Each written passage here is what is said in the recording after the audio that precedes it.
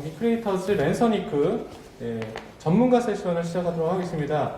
이렇게 딱딱하게 시작하는 건 아니고요. 그냥 자유롭게 우리 이야기하듯이 좀 자유로운 분위기 속에서 이야기를 나눠보도록 하겠습니다.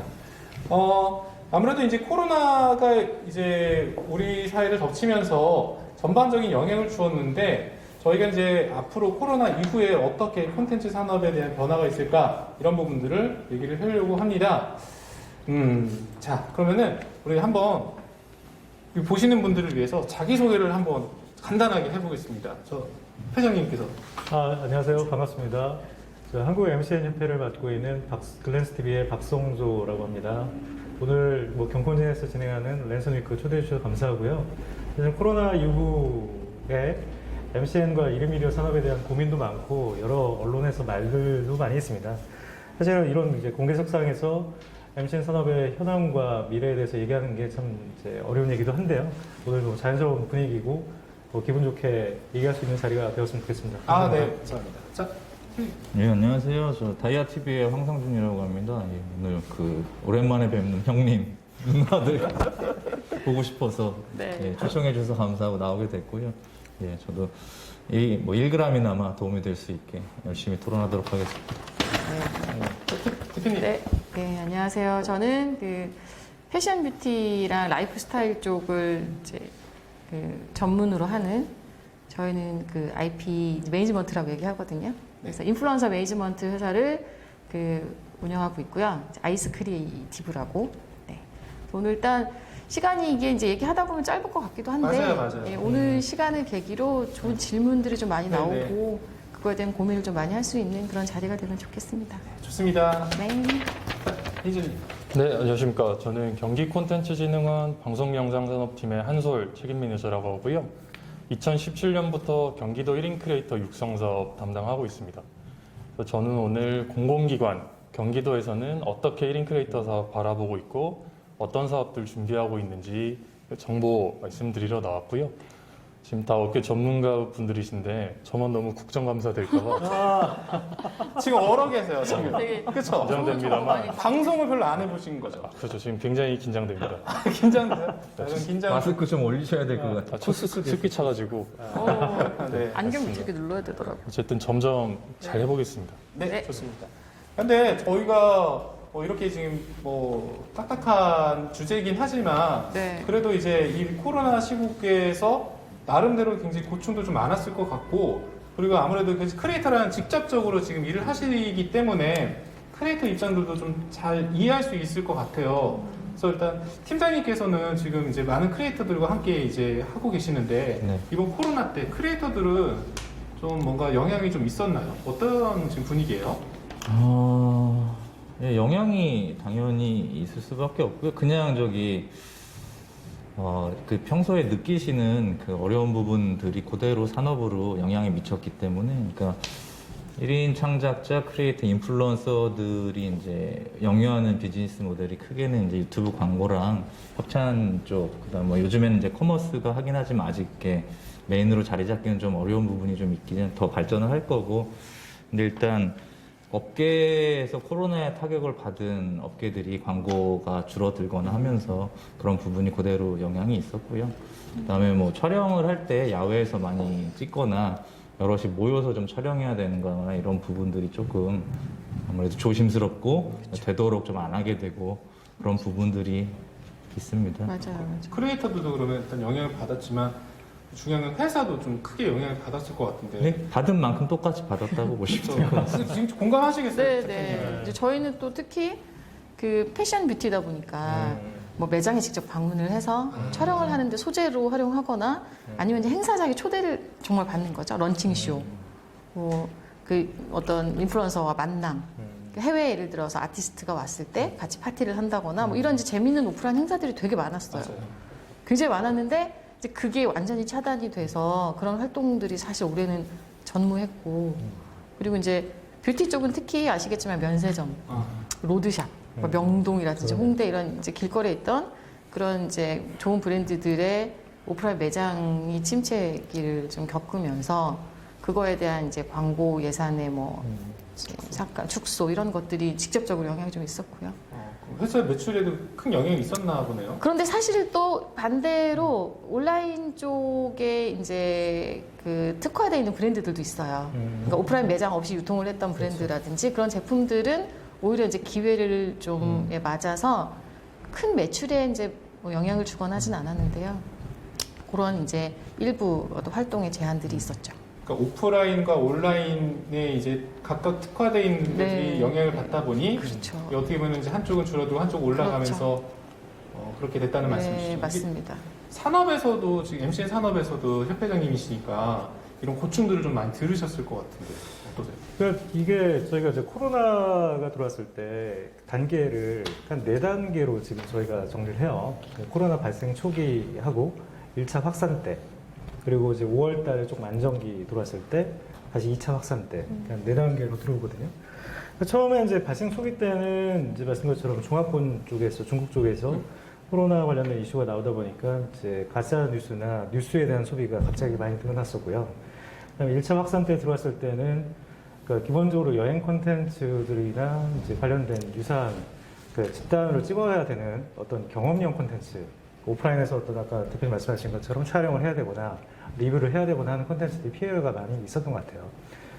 사실 이제 그러면서 1차 확산 때 광고주 쪽에서도 기존의 브랜디드 콘텐츠나 광고 협찬에 대한 방법을 어떻게 할지 모르다 보니까 기존 MC는 회사 쪽에서 영업 사이드나 이제 기존 회원사 관리들 회원 크리에이터와의 관리 부분들이 조금씩 악유가 생겨서 조금씩 마찰이 생겨서 조금 이슈가 됐던 것 같고요. 사실 안정기 들어가면서는 조금 뭐 정부 쪽에서 있었던 이제 비대면 관련된 이제 광고들이 좀 들어와서 조금 이제 산업이 성장할 거라고 생각을 했습니다만 공교롭게도 이제 2차 확산기 들어오면서 똑같이 저희가 뒷광고라는 또 이슈가 나오면서 여러 가지 이제 부정적인 영향 때문에 기본적으로 지금은 전반적으로 그 1인 미디어 산업 자체에 대한 저변이 확대가 되고 많은 이제 기대치가 높아진 반면에 MCN 사업자들과 이제 크리에이터 간의 릴레이션십, 어떤 신뢰도 이런 것들이 조금 이제 재평가되는 시점이 아닐까 좀 그런 생각이 좀 있습니다. 확실하게 이제 1인 미디어라는 용어 자체가 네, 흔해졌어요. 그렇죠. 그리고 MCN이라는 비즈니스 모델 자체도 지금 원래 이제 MCN 전문 회사들이 있었는데 뭐 광고 대행사 아니면 이제 뭐 전문 기업 다 이제 크리에이터들을 영입하거나 엔터테인먼트도 마찬가지인데 네네. 굉장히 치열해지고 있다고 생각을 하는데 이렇게 용어가 좀 지금 이제 흔해졌잖아요. 이게 어떻게 보면 사회적 현상으로 봤을 때는 경쟁이 심화되는 건지 저변이 확대되는 건지 이런 지점에서 전문가분들은 또 어떻게 생각하는지 궁금하기도 하거든요. 저 같은 경우는 일단 이제 이게 1인 미디어라는 용어 자체가 많이 이제 익숙해져 있잖아요. 그런데 이거는 사실 이거를 정의하려면 지속 가능성을 봐야 되거든요. 근데 이게 이제 사실 진입이 굉장히 쉬워졌다는 뜻이기도 한데 결국 이제 스마트폰이라는 디바이스가 이제 절대적인 영향을 준 거죠. 그냥 제가 여기서 셀카로 찍어서 올리면 그것도 컨텐츠가 되는 세상이 됐으니까 누구나 1인 미디어를 가질 수 있게 된 거예요. 저변이 확대된 거고 이건 경쟁이 심하다고 생각할 수는 없어요. 왜냐하면 말씀드렸던 것처럼 지속 가능성에 대해서 그러면 어느 정도 경쟁력을 가지고 이거를 1인 미디어라고 정의할 수 있느냐까지 본다고 하면 아직은 저는 경쟁이 심화됐다고 생각하지는 않고요. 그만큼 진입 장벽이 낮아서 여러 사람들, 모든 사람들이 다 사실은 마음만 먹으면 1인 미디어를 가질 수 있어요. 그런데 하나 올리고 못 올리는 사람이 또 사실은 100에 99명이에요. 그 나머지 한 명이 그러면 자기 아이덴티티를 어떻게 가지고 컨텐츠를 운영해서 이거를 자기가 원하는 목적에 맞게 계속 관리해 나갈 것이냐 이게 이제 관건이라서 저는 사실은 지금도 발악이 시작 단계라고 보거든요. 네. 저 누구나 다 1인 미디어를 가지고 있다고 말할 수 있지만 네. 반대로 사실은 1인 미디어라고 말할 수 있는 시장은 아직 되게 무한하다고 생각하고 있어요. 그럼 전반적으로 지금 초기 단계라고 아직도 네, 보시는 그럼요. 건가요? 그럼요. 이게 이제 디지털 시대로 이제 옮겨오면서 사실 제가 말씀드렸던 되게 쉬운 진입할 수 있는 그 시장이 예를 들어 플랫폼은 유튜브였던 거고 그 기기가 이제 스마트폰이었던 거고 그 컨텐츠의 뭐 여러 요소 중에 하나가 나 혹은 내 주변이었던 건데 이게 이제 어떻게 진화해서 발전해 나가느냐에 따라서 이제 굉장히 무한하게 저는 열릴 거라고 보는 거죠. 한편 뭐 성숙기다 이제 네. 뭐 심하기다 얘기하는 이제 업계 외에 이제 산업을 바라보는 시선이 있는데 여전히 업계에 계신 대표님도 초기 단계라고 네, 그럼요. 아직도 성장 가능성이 무궁무진하다라고 그럼요. 네, 네. 느끼시는 거잖아요. 그럼요. 팀장님은 지금 현재 크리에이터들 지금 많은 분들과 함께 하고 계신데 계속해서 발굴하고 영입하고 계시는 거죠. 예, 뭐 제가 다 하진 않지만 예. 그런 조직에 제가 속해 있습니다. 저도 저기 김은하 대표님 말씀하신 거에 대부분 공감하고요. 저변 확대는 확실히 맞는 것 같고 말씀하신 대로 그러니까 진입 장벽이 낮다보다는 없잖아요, 사실. 그렇죠. 그러니까 제가 핸드폰 꺼내서 그냥 맞아요. 카메라 돌려서 한 명이 봐도 그게 뭐 미디어라고 할 수 있는 거니까 그게 1인 미디어이긴 하니까 그래서 근데 심화까지 가려면은 그래도 어느 정도 이제 경쟁 상대도 있고 돈도 벌어야 어느 정도 만들어야 되고 이제 거기까지 가는 분들은 옆에서 보면 그냥 대단한 부분들이 있으세요. 그 대표님도 말씀하셨지만 그러니까 영상을 그러니까 누가 관심을 갖고 안 갖고 내가 이런 영상을 하는 게 좋아서 소통을 할 거야라고 꾸준히 6개월 정도 할 수 있는 사람이 그렇게 많지가 않습니다. 그러니까 지금 우리가 이름을 알고 수익을 올리고 있는 친구들은 그런 것들을 꾸준하게 계속 진행해 왔던 친구들인 거고 거기서 이제 저는 기본적으로 유튜브나 이런 쪽 1인 미디어 비즈니스를 그러니까 개인의 매력을 좀 극대화해서 그거를 뭐랄까요 캐시로 바꿀 수 있는 기본을 만드는 좀 초석을 다지는 쪽이 아닌가라고 생각을 하는 쪽이거든요. 그러니까 자기의 매력이 이제 충분히 있고 그 매력을 어떤 식으로 좀 잘 보여줄 수 있는가 그걸 꾸준히 그러니까 소통하면서 잘 보여준다고 하면 그런 기반을 다져놓을 수 있는 거고 기본적으로 이제 뭐 굳이 그거 가지고 돈을 만들 수 없다고 하더라도 나라는 사람의 아이덴티티가 어떻고 그다음에 이게 뭐 면접이 됐던 취업이 됐던 아니면 나를 누구한테 소개할 때는 그런 것들은 이제 기본적으로 만들어 놓으면은 사람이 이렇게 많은 세상에 나라는 아이덴티티를 잘 보여줄 수 있는 그런 기반이 되지 않을까라고 생각합니다. 그러면은 지금 이제 다이아 TV 같은 경우에는 그런 크리에이터들을 대상으로 해서 어떤 그런 지원이라든가 혜택들이 있는지 굉장히 많은 크리에이터들이 궁금해 하거든요. 그러니까 대표적인 그런 지원이라든가 이렇게 산업에 대한 육성을 위해서 그러면 이제 다이아 TV 같은 MCN 조직들은 크리에이터들을 위해서 어떤 역할들을 하는지 좀 설명해 주면은 이걸 보시는 이제 크리에이터 지망생 혹은 관심 있는 분들도 좀 여기에 대해서 알 수 있을 것 같아요. 일단 그 질문에 대해서 완벽하게 대답을 하자면 저희가 할 수 있는 건 다 합니다. 네. 그 중에서 이제 중심적으로 하는 것들이 뭐 문제가 생겼을 때 법무도 연결해 드리고 이제 돈을 많이 버시는 분들은 세무법무가 꼭 문제가 되거든요. 이제 이런 규모의 이러한 스텝으로 가면은 이런 문제가 야기가 되니까 이렇게 정리를 해야 됩니다라는 그런 것들을 말씀을 드리고 뭐 저희 또 소속돼 있는 그 크리에이터 중에서 뭐 변호사분들도 계시고 전문가들이 이제 점점 늘어나고 있거든요. 그런 분들은 원래 이제 이쪽에 대한 이도가 깊기 때문에 그런 부분이랑 소속 크리에이터들이랑 또 연결을 시켜드리면 그 안에서 또 환원이 되는 것도 있고 저희 뭐 홍보 수단으로 기사를 낼 수도 있고 그다음에 뭐 음원 지원하는 것들 뭐 그런 것들 요즘에 가장 크리에이터들이 많이 원하시는 것은 오리지널 IP 컨텐츠를 제작하고 싶어하는 욕구가 엄청 높으세요. 그러니까 그게 아무래도 그 가짜 사나이의 영향을 가장 많이 받은 것 같고요. 그런 쪽에 이제 그것도 고민을 같이 하고 있는데 무작정 만들 수는 없는 게 이제 그 자본주의다 보니까 돈이 들어가면 그래도 이제 어느 정도 리쿱할 수 있는 스케줄은 또 계획은 세우고 들어가야 되잖아요. 그런 부분이 좀 어렵긴 한데 올해 말 내년에는 꼭 할 수 있도록 준비하고 있습니다. 제가 알기로는 아이스 크리에이티브는 네. 철저하게 크리에이터들을 보호하는 것에 정평이 나 있다. 네. 제가 그런 거를 한번 본 적도 있거든요. 우리 네. 크리에이터를 보호하고 네. 도와줘. 그래서 얼마 전에 제가 알고 있는 그 유명한 크리에이터 중에 네. 그 분장 전문으로 하시는 네. 야, 이게 갑자기 생각이 안 나는데. 이사배님? 아니, 퓨어디님? 퓨어드님. 네네. 퓨어드님이 막 감동해가지고 막 우리 소속사, 우리 회사 막 이런 거 얘기를 이렇게 올린 네. 적이 있었어요. 네, 그걸 네, 보면서 네. 와 대표님네에서 진짜 대단하다. 네. 어떤 지원을 해주시는 거예요? 그러니까 일단은 기능적으로 보면 되게 비슷해요. 같이 이제 유관 업체들이 서포트하는 영역하고 크게 다르진 않아요. 근데 저희 경쟁력이라고 하면 우선 저희가 그런 거 서포트함으로써 사실 지향하는 가치가 좀 다른 거죠. 그러니까 예를 들면 저는 뭐 사람이 중요하다 이런 얘기는 워낙에 흔한 얘기긴 한데 저는 예를 들면 이런 거예요.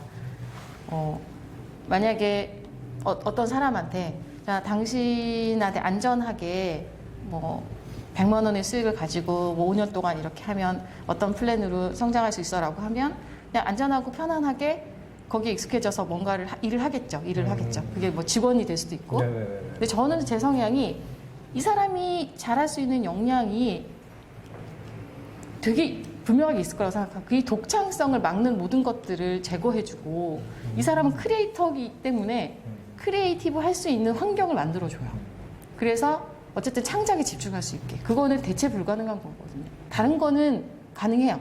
뭐 편집을 도와준다던가 뭐 매니지먼트적으로 뭐 홍보하게 해준다던가 이런 것들은 서포트 할 수 있지만 아주 근본적으로 엣지 있는 크리에이티브한 기획 자체는 크리에이터한테밖에 나오지 않거든요.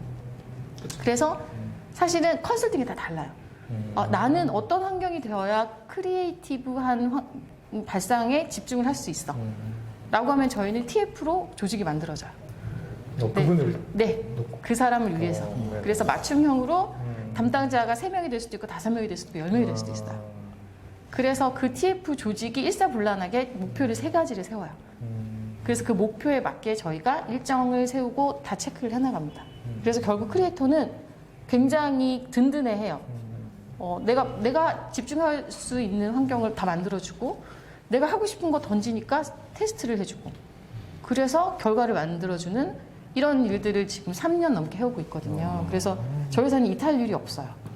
대단하네요. 크리에이터가 한번 계약을 맺으면 네. 떠나지 않습니다. 아, 네. 그건 진짜 대단한 것 같은데. 네. 요즘에는 이제 소속사 옮긴다고 해서 막 옮겨 다니는 분들도 계시고 네.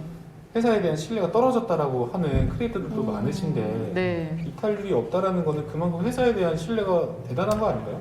그러니까 상대적으로 좀 높다고 네, 저희도 자평을 하고 있죠. 그건 다 이제 저희 직원들 덕분인 것 같고요. 제가 일단 추구하는 게 좀 분명하기는 해서 그 뜻을 잘 이제 수용해주고 거기에 맞춰서 지금 직원들 기량도 마찬가지거든요. 저는 되게 플렉서블하게 출퇴근도 하고 정말 저는 역할과 책임보다는 자유와 책임을 좋아하거든요.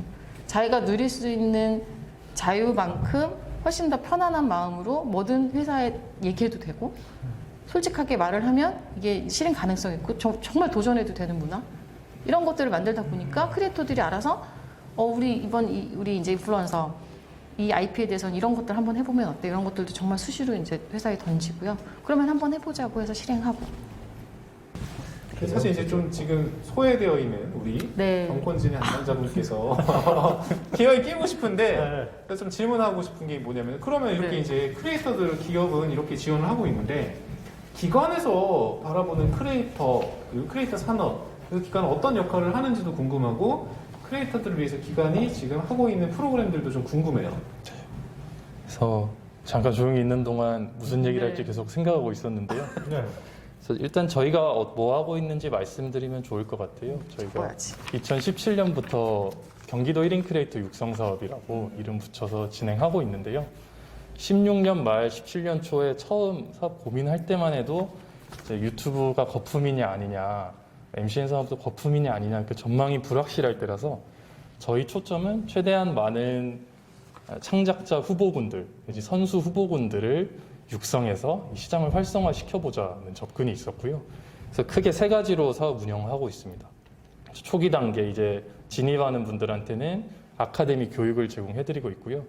이제 올해 기준으로는 구독자 100에서 10만 사이 되는 중간 단계, 이제 이걸로 돈을 벌 수 있냐 없냐, 업으로 삼을 수 있냐 없냐 하는 분들에게는 실질적으로 제작비를 좀 지원해드리고 있고요. 그리고 지금 진행되고 있는 랜선위크 같은 행사를 통해서 크리에이터 분들이 자기를 알리고 또 서로 교류할 수 있는 장을 제공하고 있는데요. 근데 사업명에서 보시다시피 저희 초점은 1인 크리에이터, 그러니까 창작자를 어떻게 육성할 거냐에 맞춰져 있고요.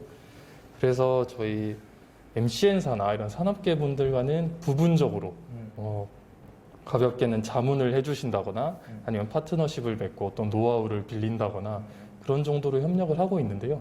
그래서 기관 입장에서 궁금한 거는 민간에서 지금 이렇게 여러 가지 프로그램을 돌리시는 분들은 기관에서 하고 있는 사업을 어떻게 바라보고 계신지 항상 궁금하거든요. 제가 질문하려고 했는데 궁금해가지고 진행을 하시니까 너무 자연스러워. 너무 자연스러워서 당황했습니다. 따로 만나면은 항상 좋은 말씀만 해주시니까 사실 좀 궁금하더라고요. 근데 사실 이제 저도 기관이랑 일도 많이 하고 뭐 심사위원이라든가 이런 것들을 하면서 느끼지만 기관의 이제 그 초점이 사실 좀 크리에이터한테 가 있지 기업 이런 이제 MCN이나 이런 네, 기업을 맞습니다. 대상으로 좀 바라보지는 않는 것 같아서 네.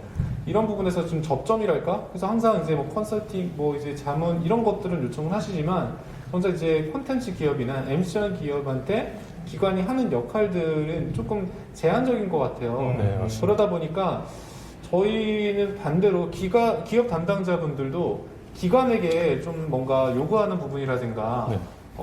이제 바라는 부분도 있을 거라고 생각을 하거든요. 협회장님은 어떻게 보세요?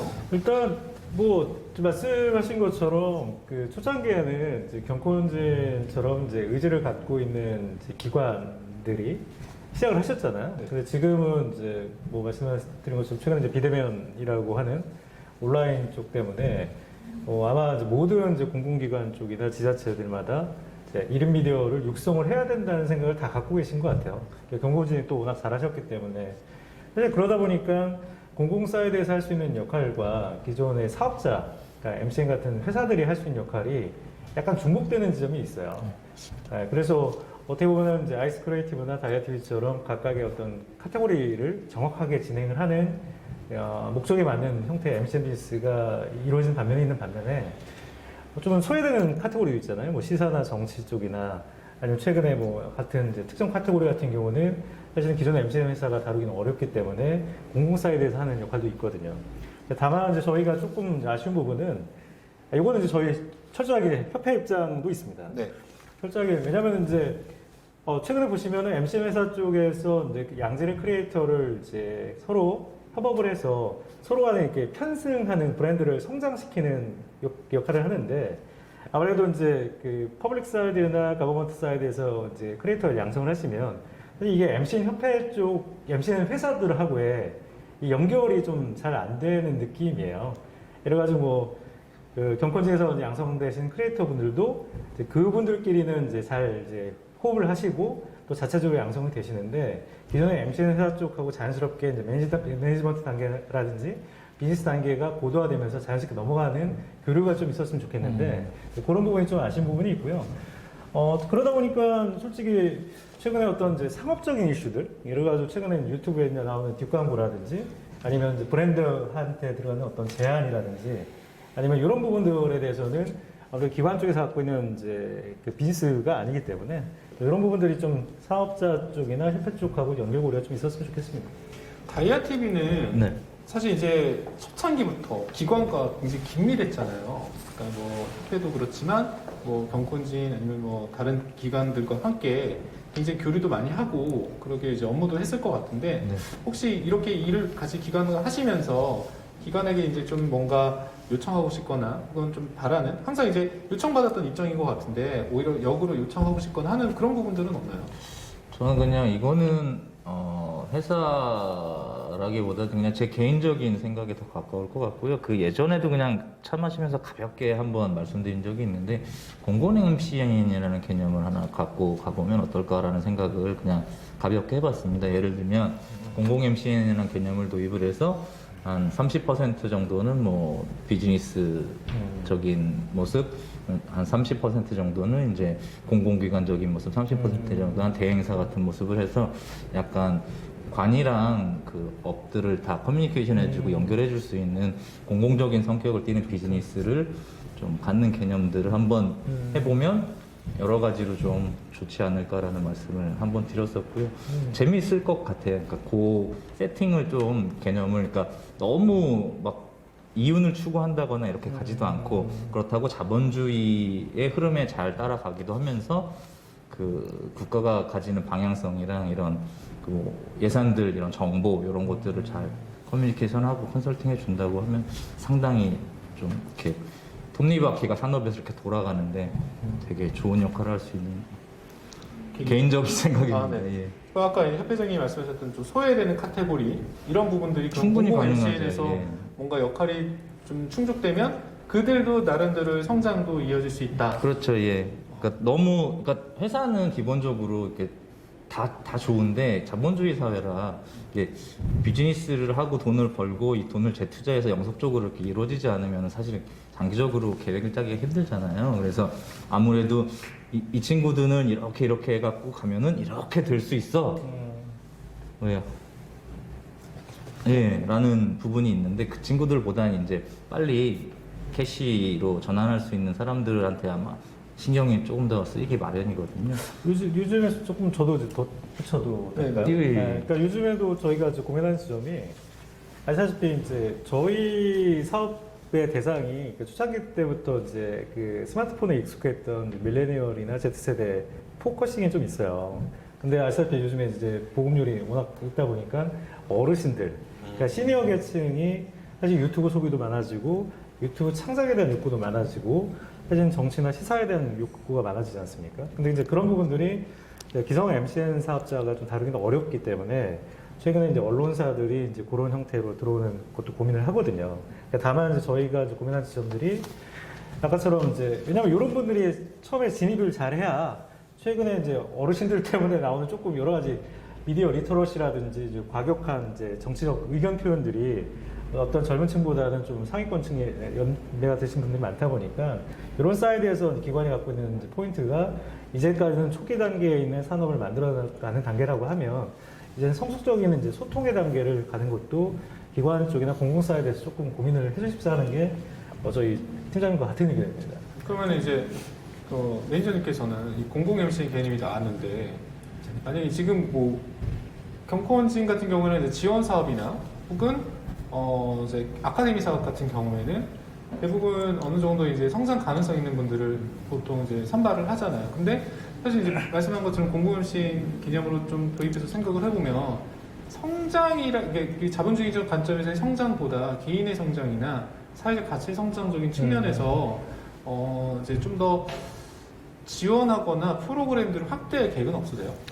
사실 저는 좀 얘기하신 거 들으면서 깜짝 놀랐는데요. 뭐 사전에 자료가 배포된 게 있나 했는데. 아, 진짜요? 왜냐하면 이거는 저도 뭐 경기도를 대표할 수 있는 건 아니고 그냥 1인 크리에이터 사업을 몇 년째 해오고 있는 실무자 입장에서 말씀드리면 그 고민이 있었습니다. 왜냐하면 크리에이터들이 저희가 계속 쌓이잖아요. 저희 지원한 분들이 그분들의 커뮤니티가 형성되고 저희의 그 브랜딩이 돼서 그분들이 알려지고 있는데 그러다 보니까 입장이 되게 난처해지는 게 일종의 수수료를 받지 않는 에이전시 역할을 하는 경우가 생기는 거예요. 예를 들어 크리에이터한테 직접 컨택하거나 MCN을 통하지 않고 저희를 통해서 어떤 섭외를 이룬다거나 근데 그렇게 되면 사실 좋은 뜻에서 서로 하는 거라 그래도 사실 민간과 영역이 겹치고 어떻게 보면은 산업계 발전에는 오히려 방해가 될 수도 있는 그 미묘한 상황이 돼가지고 그래서 올해 초부터 고민을 많이 했습니다. 지금까지는 우수한 창작자를 많이 육성하자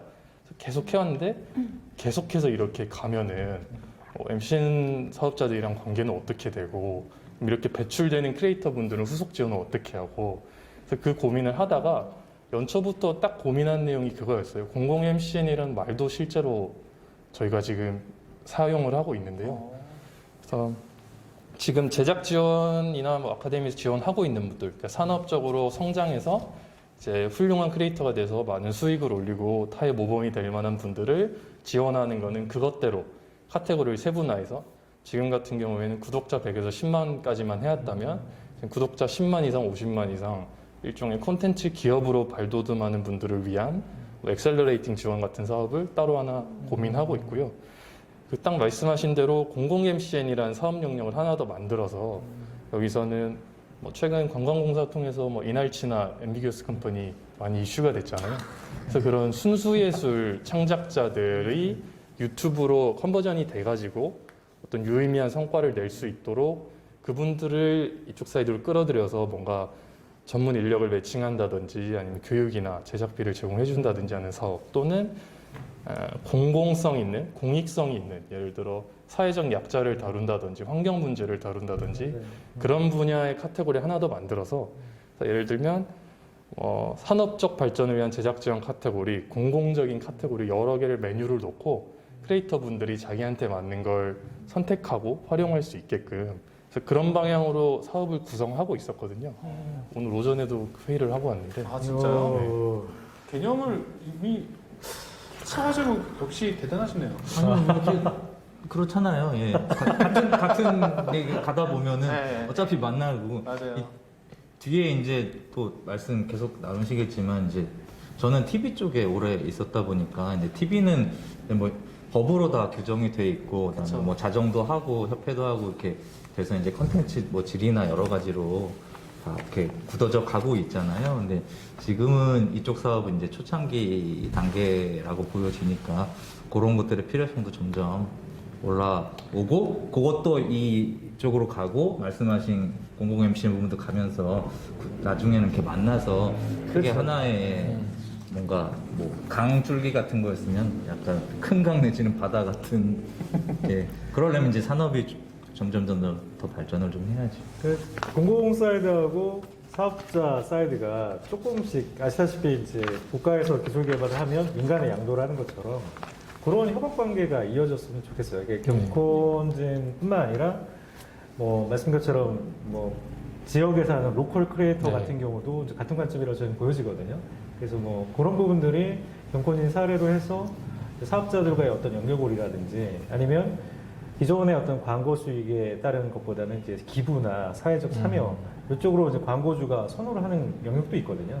그런 사이드로 접근을 해주시는 게 민간이나 사업자가 어떤 이제 공적인 이미지나 어떤 기부적인 이미지를 하기에는 사실은 크리에이터분을 설득하기 또 어렵고 네.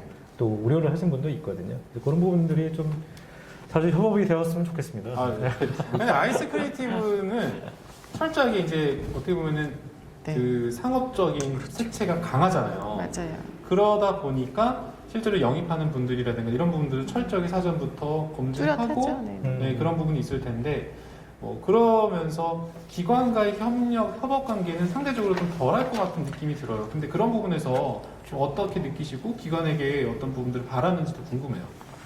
우선 이제 저희 솔직히 이제 어떤 크리에이터의 역량을 알아보는데도 예를 들면 1초면 되는 거고 가령 그 가능성 같은 것들을 체크하는 수단 프로세스 다 다를 거거든요. 인물에 따라서도 다르고 컨텐츠의 성격에 따라서 다를 거고 그래서 뭐 육성 발굴 쪽으로는 제가 볼 때는 이제 저희가 어떤 크게 이제 니즈가 있거나 이런 이제 시너지 사례가 있거나 없었어요. 실제로도 그런 게 없었고 그런데 이제 그들이 이제 활동하는 거에 대해서는 또 지금 말씀하셨던 것처럼 좀 이익보다는 명분 뭐 이런 것들을 좋아하는 사람들도 있고 그리고 또 그런 사업화가 사실은 좀 더 활발하게 사업하는 쪽에 좀 사례가 좀 생겼으면 좋겠다는 생각이 저는 좀 들었어요. 그러니까 뭐 그런 게 어떤 뭐 굉장히 다양할 수 있겠죠. 너무 방대하니까. 근데 이들이 활동할 수 있는 건 예를 들어 회사마다 여기는 예를 들면 뭐 브랜드 PPL 여기는 들어가면 화장품을 만들어 아니면 이 회사가 만드는 화장품에 대해서 뭐 모델처럼 활동해 이런 것들이 사실 아직은 조금 선명하나 좀 국소적이긴 하거든요. 그런데 이거를 어쨌든 더 시야를 넓게 가지고 좀 천천히 멀리할 수 있는 것들을 찾아내주면 크리에이터들도 굉장히 좀 안정적으로 그런 것들 기대하고 활동할 수 있을 것 같다는 생각은 들어요.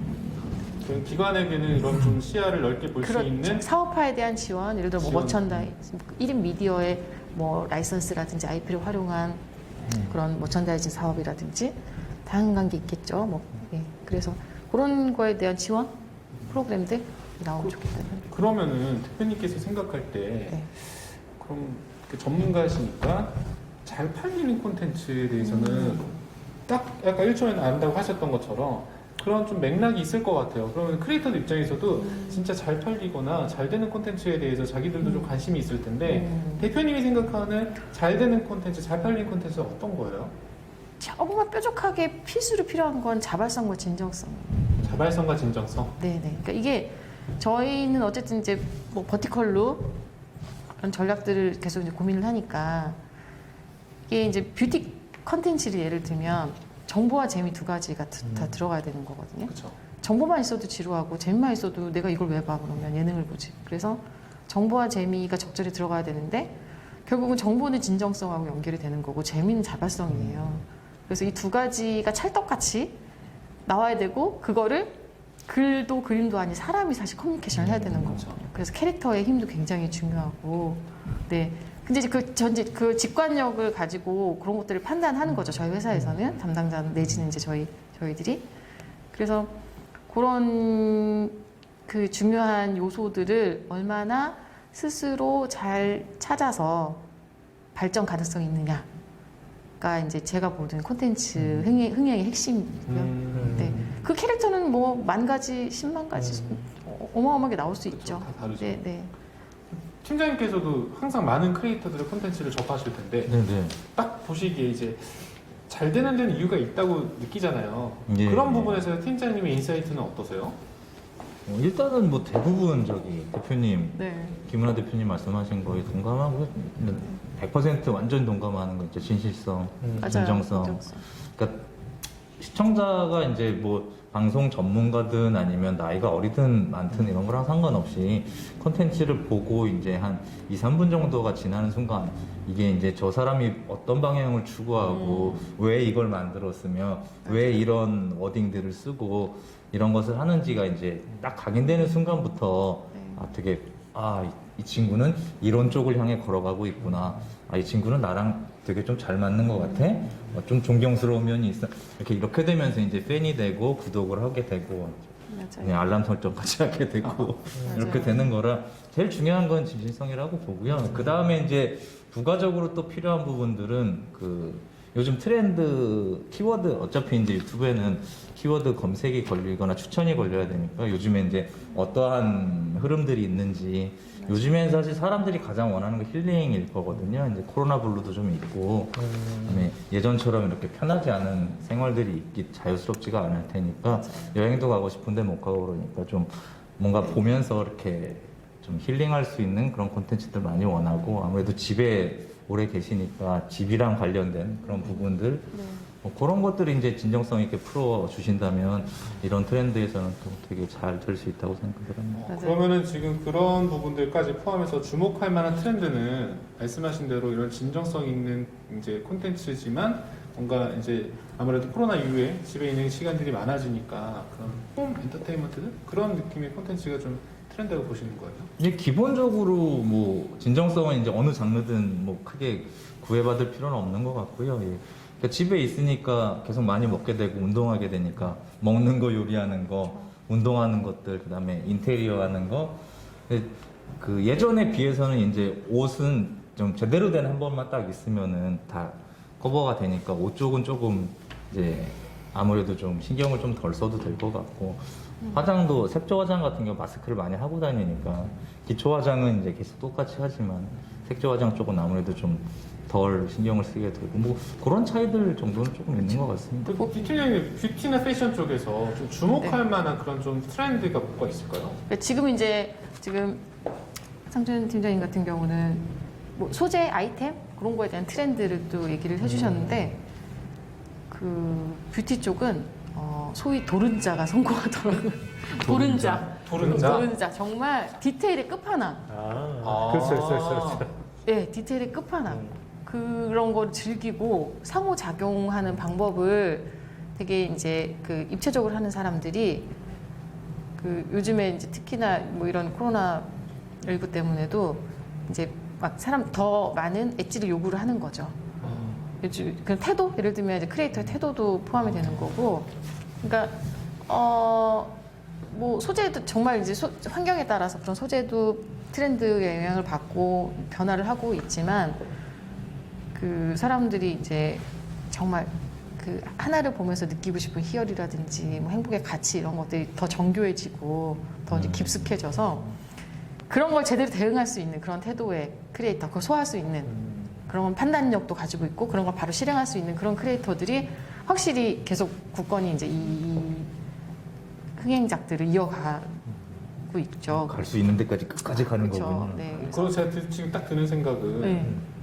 취향이 굉장히 세분화되는 것 같아요. 네, 맞아요. 네. 맞아요. 앞으로 저희가 이제 원래 우리가 산업 초기 단계에는 뭐 뷰티, 네, 퀴즈, 네, 네. 게임 이런 식으로 그렇죠. 그냥 커다랗게 분류하고 네, 네. 뷰티 크리에이터, 게임 크리에이터 이렇게 딱 지칭했는데 네. 요즘은 네. 뷰티 크리에이터로 얘기를 하더라도 네. 뭔가 딱 특색이 있는 부분들이 다 다른 것 같아요. 네네. 그러면 그런 부분들이 이제 계속해서 지금 말씀하신 대로 네. 계속 추구하는 부분들이 이제 선호랑 이제 좀 연관된다고 보시는 거네요. 네, 그렇죠. 그래서 저희도 지금은 이제 말씀하셨던 것처럼 처음에 뷰티, 그러다 패션 뷰티, 그러다 라이프 스타일 왔는데요. 이렇게 해보니까 그 생활 방식도 달라지고 컨텐츠를 뭐 연출하고 이런 것도 다 달라지고 하다 보니까 이제 저는 브랜드로 좀 구분을 해요. 그러니까 주요 IP들은 예를 들어 이사벨 이렇게 아. 이사벨 브랜드. 이사벨 브랜드가 가지고 있는 코드는 뭐고 그 코드가 추구하는 생활 양식은 뭐고 그 생활 양식을 뭐 그 보는 시청자 내지는 유저들 소비자들 대중한테 어떻게 전달할 것인가에 대해서는 굉장히 무궁무진하잖아요. 방식도 되게 여러 가지가 있을 거고 그래서 지금은 저희는 브랜드 단위로 봐요. 그래서 어느 브랜드는 정말 라이프 스타일을 전방위적으로 다 커버할 수도 있는 거고 어떤 브랜드는 이제 되게 엣지 있게 특정 영역이나 이제 카테고리에서 그런 것들을 이제 디벨롭 하기도 하는 거고 그래서 저희 회사는 거의 브랜드 체제로 지금 비즈니스를 다 그러면은 기존에는 이제 산업적인 부분으로 접근을 했는데 네. 대표님네 회사에서 바라보는 이런 네. 장르는 캐릭터, 그러니까 크리에이터를 브랜드로 보고 맞습니다. 네, 네. 네. 그 캐릭터 갖고 있는 여러 가지 맞습니다. 내포되어 있는 네. 힘들을 맞습니다. 이제 네. 어필하는 거예요. 그렇죠. 그래서 IP라고 하셨구나. 네, 맞아요. 그래서 저희는 브랜드의 크기는 전혀 상관이 없어요. 어느 분야에 확실한 자기만의 코드가 있느냐. 그리고 저희는 그거 파고 거기에 맞는 핏이 잘 맞는 사업들을 계속 연구를 하는 거예요. 그래서 저희도 제안하고 브레인스토밍 진짜 많이 해요. 저희 회사에 크리에이터들 테이블이 있어요. 그냥 와가지고 뭐 관심 있는 거 생기면 툭 던지면 저희가 그거 가지고 착착착착착 또 아이디어들 주고. 오. 네, 그래서 하고 싶은 것들 바로 눈빛이 점점 가야겠다. 너무 가실 것 같은데? 너무 좋은데요? 와, 네, 네. 진짜 곧 가시겠는데. 빠져들 것 같은데? 맞아요. 아, 너무 좋아. 아, 근데 말이요. 사실 다이어트비 같이 큰 조직들은 네. 이러한 디테일, 이런 부분들과 좀 다른 전략일 것 같은데요. 다른 전략. 어떠세요? 뭐 다른 전략이기도 하고 들으면서 되게 좀 원래 이제 같이 계셨으니까요. 이쪽으로 계속 했었고 네. 저도 들으면서 뭐 이런 쪽은 우리가 조금 더 발전할 필요가 있겠구나라는 생각했고 저희가 이제 가장 노력하고 신경 쓰고 있긴 하지만 그래도 조금 저희가 부족하다고 생각하는 부분은 이제 컨설팅? 그러니까 지향점. 그러니까 이 친구는 이쪽으로 가고 싶어 하는지 이쪽으로 가고 싶어 하는지 그리고 이게 비즈니스로 봤을 때 그다음에 이 친구의 미래로 봤을 때는 그럼 이쪽으로 가는 게 맞는지 이쪽으로 가는 걸 맞는 이런 논의들과 예를 들어서 돈을 더 많이 벌고 싶어 그러면 장르를 좀 바꿔야 되거든요. 그래서 게임만 하면 게임을 보는 사람은 한 이 정도밖에 없는데 이 친구가 좀 더 재밌는 거, 뭘 먹는다든지 아니면 뭐 그냥 뻔한 것들을 좀 하면은 이게 이제 타겟이 좀 더 늘어날 수가 있거든요. 그러면 이제 아무래도 시청량도 좀 늘어날 테고 조회수도 늘어날 테고 얘한테 관심을 갖는 광고주분도 더 늘어날 테고 그런 식으로 그러니까 이 친구가 가고 싶은 곳 그다음에 산업적으로 봤을 때 일로 가면은 조금 더 확장할 수 있는 부분, 그다음에 이 친구의 이제 나이를 좀 먹고서 그 이후에 이제 할 수 있는 것까지 이제 다 고려된 이런 것들을 이제 심화적으로 하고는 있는데 저희도 이제 휴먼 리소스의 한계와 여러 가지로 해서 그렇죠. 많이는 못 하고 있는데 다 그건 이제 중점적으로 최대한 많이 하고 싶어요. 그래야 이제 뭔가 되게 발전적인 서로 나는 이리로 갈 거고 우리가 봤을 때는 여긴데 조금만 이쪽으로 가면 되게 좋을 것 같아. 이리로 가면 뭐가 있어. 뭐 이런 것들에 대한 부분들이 계속 얘기가 되고 계속 성공 케이스들이 나왔으면 하는 바람입니다. 계속 성공 케이스가 나오고 있기도 하고요. 그럼요. 협회장님께서는 네. 그럼 이런 이제 콘텐츠를 직접 또 제작도 하시잖아요. 회사. 예, 예. 그러니까 그런 측면에서 전반적으로 이제 이런 좀 주목할 만한 트렌드가 좀 있을까요? 내년도에? 주목할 만한 트렌드요. 일단 여러 생각을 좀 합니다. 일단 그 기존에 이제 MCN 회사 쪽이나 그러니까 MCN 회사 쪽에서 그렇죠. MCN 회사가 현재 크리에이터와의 그 릴레이션십을 지금 이제 김연아 대표님처럼 조금 더 질적인 관리가 좀 들어가야 될 것 같아요. 같은 그거는 명확한 것 같고요. 왜냐하면 이후에 어쨌든 이제 지금은 이제 유튜브 뒷광고도 한번 겪었었고 이후에 이제 광고 표기라는 부분도 있었기 때문에 소비자들한테 이제 광고라는 얘기를 해도 어느 정도 진정성 있게 어필이 안 된다고 하면 흔들릴 것 같거든요. 사실은 이제 그런 부분 안에서는 유통 사이드에서 전반적으로 다 1인 미디어가 또는 이제 크리에이터나 MC 회사든 아니면 직접 키우든 확장은 될 것 같습니다. 외연적 확장은 다 될 것 같고요. 다만 이제 저희가 조금 보는 지점은 이제 그런 지점이 있어요. 그러니까 1차적으로 지금 유튜브 환경 안에서 저희가 이제 우리 산업이 이제 많이 토양을 쌓아왔지 않습니까? 사실은 이제 이런 흐름 자체가 과거 이제 페이스북에 어떤 광고를 올리면서 콘텐츠보다 이제 광고가 우아해지면서 여러 가지 부작용들이 나오면서 한두 번의 사건들 때문에 사실 올해도 이제 유튜브 뒷광고 때문에 여러 가지 타격을 받은 MC 회사나 트렌드가 있었지 않습니까? 그러니까 이게 페이스북 사례를 감안하거나 최근 인스타그램 사례를 감안한 것처럼 유튜브 안에서 어느 정도 브랜드를 보호를 받고 크리에이터가 보호를 받을 수 있는 환경을 아마 기업들이 최우선 과제로 삼지 않을까.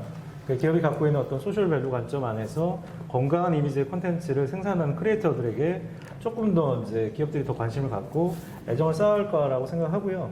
또 하나 더는 지금 아무래도 이제 국내 그 유튜브 외에 있는 뭐 네이버나 카카오 같은 다른 OTT라는 동서 플랫폼에서 크리에이터를 흡수할 수 있는 연결고리가 너무 약해요. 그리고 되게 이제 플랫폼에서 갖고 있는 어떤 커머스나 광고 상품과 연결고리에 따른 어떤 소모품적으로 생각하시는 경향도 좀 있거든요. 그러다 보니까 과거처럼 어떤 뭐 플랫폼에서 포털에서 크리에이터를 양성하고 지원하는 그런 협업 프로그램이 네이버 비스타도 지금 거의 많이 사그라졌기 때문에 많이 약하기 때문에 그런 부분에서 조금 저희가 산업 자체를 좀 어떤 장르적인 특성보다는 애티튜드에 대한 부분이 좀 있어 보인다는 거죠. 그러니까 어떤 소비자를 향한 애티튜드, 브랜드를 향한 애티튜드가 이제 중요한 때라고 생각이 됩니다. 그러면은 일단은 이제 좀 정리하면은 그런 이제 여러 가지 사건들이 나오고 그 부분에서 이제 크리에이터라든가 브랜드라든가 이런 이제 이슈 충돌이나 이런 부분들이 있었는데 외연적 확장과 함께 내년도에는 이런 크리에이터들도 보호하면서 그렇게 이제 성장할 수 있는 토대들이 좀 더 뭐 확연하게 좀 보여질 수 있는 그런 상황들을 이제 바라보시는 거죠. 그렇죠. 그러니까 아까 그 김하나 대표님 말씀하신 것처럼 예를 들어서 이제 저희 산업이라는 게 이제 프리롤 광고 같은 경우에 이제 플랫폼에서 제공하지만 그렇죠. 기본적으로 콘텐츠를 만들었을 때 이제 질적인 투자를 계속 하고 싶기 때문에 어떤 브랜드하고의 릴레이션십은 항상 필요하거든요. 근데 어떤 게 선을 넘어야 되는 부분들이 이번 이제 유튜브 뒷광고 사례를 통해서 브랜드가 이제 크리에이터한테 무리한 요구라든지 크리에이터가 또 브랜드한테 무리한 어떤 협찬을 요구하는 관행은 없어졌다고 생각을 합니다. 그러니까 다만 이제 문제는 이게 이제 어느 정도 정리가 안 되면 저희가 최근에 이제 이 뒷광고 논란 때도 있었지만은 기업들이 이제 광고주들이 이 디지털 채널에 대한 신뢰가 없기 때문에 예전에 뭐 네이버 블로거들의 어떤 표기법 때문에 광고 시장이 무너진 것처럼 크리에이터가 스스로 이제 노력하거나 MC 회사가 조금 더 이제 노력하지 않으면은 오히려 이제 질적으로 좋은 콘텐츠를 조금 더 장기적으로 찍을 수 있거나 만들 수 있는 환경이 어렵다는 거죠. 저는 이제 그런 부분에서 기관도 뭔가 이런 이제 여러 가지 지원 사업들을 하잖아요. 네. 그럼 좀 선호하는 콘텐츠 장르라든가 그런 뭐 이제 특별하게 이제 좀 뭔가 좋아하는 기관에서 좋아하는 그런 부분도 좀 있을 것 같아요. 어떤 좀 특징이 있어요? 기관 입장에서는 특별히 선호하는 장르나 카테고리를 두진 않고요.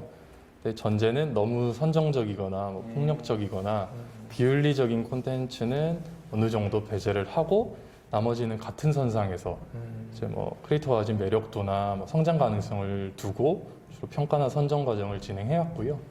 근데 내년부터 조금 달라질 거는 아까 말씀드렸다시피 조금 더 지원 대상의 수준이나 지원 대상의 분야나 장르가 세분화 될 거라서 거기 맞는 기준들이 세팅되고 그에 따라서 지원자분들을 선정하고 지원하는 프로세스가 진행될 것 같습니다. 그럼 만약에 내년도에 이제 지원 사업이나 창작 사업에 참여하고 싶은 분들이 많으실 텐데 네. 그런 분들은 또 어떻게 준비를 하면 좋아요? 일단 모든 지원 기업이나 지원자분들께 드리고 싶은 말씀은 공고문을 꼼꼼히 읽어보시면 필요한 정보가 모두 다 있다. 저희가 다 뻔한 말 같지만 사실 한 단어 한 단어 필요한 말을 넣은 거거든요. 그래서 거기 보시면 필요한 정보는 대부분 있고요. 근데 수년간 지원 사업하면서 느낀 점은 권장드리고 싶은 거는 먼저 본인이 어떤 걸 만드는 크리에이터고 앞으로 어떤 걸 하고 싶은지 스스로 명확하게 판단을 하신 다음에 그다음에 공고를 보고 어떤 사업이 나한테 필요하고 맞는 건지 그 판단을 하신 다음에 지원하면 뭐 결과가 어찌 되건 그 사업에 지원하고 심사받는 절차 자체가 되게 큰 공부가 된다라는 생각이 들더라고요. 옆에서 관찰하니까. 그래서 네, 그렇게만 준비하시면 큰 도움이 될 것 같습니다. 일단은 제가 이제 요즘에 느끼는 거는 아까 얘기하셨던 것처럼 유튜브 웹 플랫폼들 카카오나 뭐 그렇죠. 네이버나 그런 쪽에서 이제 콘텐츠 크리에이터들과 협업 접점 이런 것들을 약하다고 얘기를 하셨는데 저는 오히려 요번에 이제 최근 느낀 거는 라이브 커머스 아. 시작으로 해서 플랫폼들이 크리에이터나 이제 창작자, 뭐 셀럽 이런 사람들과의 협업도 굉장히 선호하는 혹은 제안을 엄청 하는 추세인 것 같거든요. 그러면서 접점들이 많아지는 것 같은데 김은하 대표님께서는 이제 이런 소비 지향적인 부분에서의 그런 카테고리가 명확하시잖아요. 그런 부분에서 라이브 커머스 같은 경우는 어떻게 바라보세요? 굉장히 흥미롭게 보고 있고요. 우선 저도 소비자 입장에서 아이쇼핑이든 뭐 재핑을 해서 홈쇼핑을 보든 그냥 꼭 사지는 않더라도 살 수 있는 가능성 있는 물건 보는 것도 굉장히 좋아해요. 그리고 또 예를 들어 뭐 두루마리 휴지 30개냐 40개냐 가격 경쟁하지 않고 내 삶에 어떤 역동성을 줄 수 있는 즐거움을 줄 수 있는 그런 활동들 중에 되게 중요한 게 쇼핑이거든요.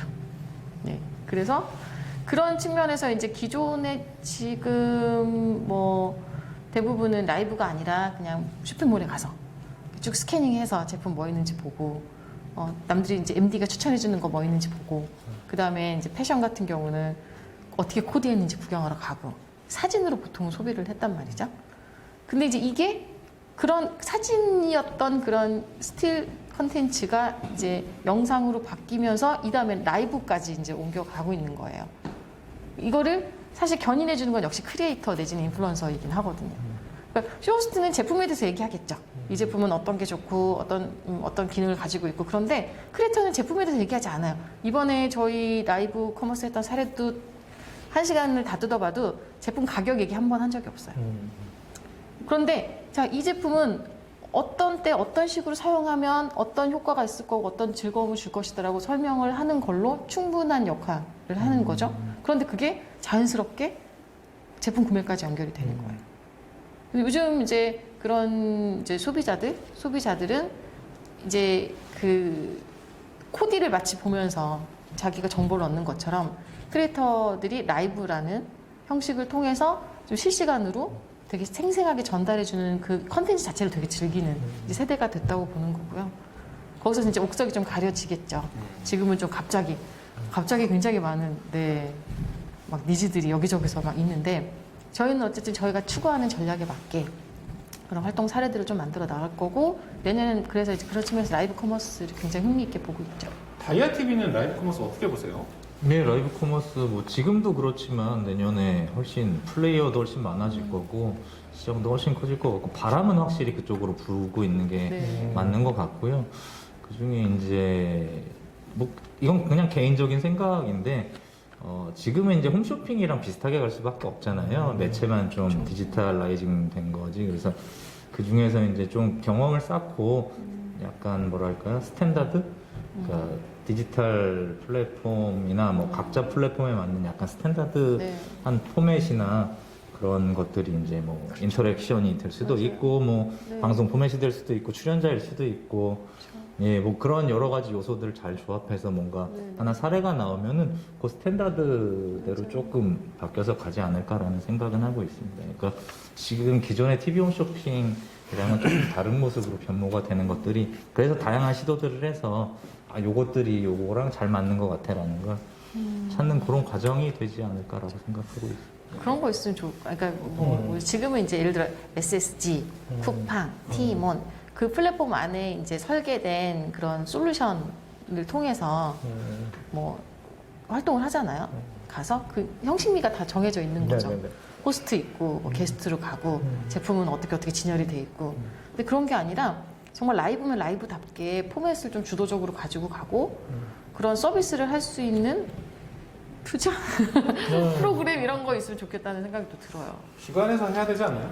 기관에서 근데 사실 이제 이건 1인 미디어 땀 흘리고 계시는 1인 미디어 영역이 아닐 수도 있는데 이건 이제 인플루언서 또 활동 영역이기는 한데 그런 이제 1인 미디어를 그럼 기업의 미디어로 또 해석을 할 수 있다면 그런 거가 좀 다양성을 위해서 있으면 이 컨텐츠가 훨씬 더 빨리 성장할 수 있을 것 같아요. 매력 있는 컨텐츠 많이 나오고 저는 네. 라이브 커머스에서 이제 느꼈던 게 직판 있잖아요. 그러니까 원래 이제 도매, 소매를 거쳐서 소비자에게 전달되고 유통이 이제 중간 단계에서 계속 이어지면서 가격이 달라지는데 실제로 최근에는 이제 뭐 재래시장이나 생산지에서 네네네. 즉석에서 물건을 라이브 커머스로 물건을 파는 네. 분들이 생겨났어요. 네, 맞아요. 그러면서 소상공인이나 아니면 이제 중소기업 그런 이제 회사에서 판매처나 아니면 판매망이 없는 B2B만 거래하는 곳들이 이제는 그런 지원이나 도움을 좀 받고 싶어 하는 게 있거든요. 그래서 이런 부분에서 이런 크리에이터 매칭이라든가 혹은 이제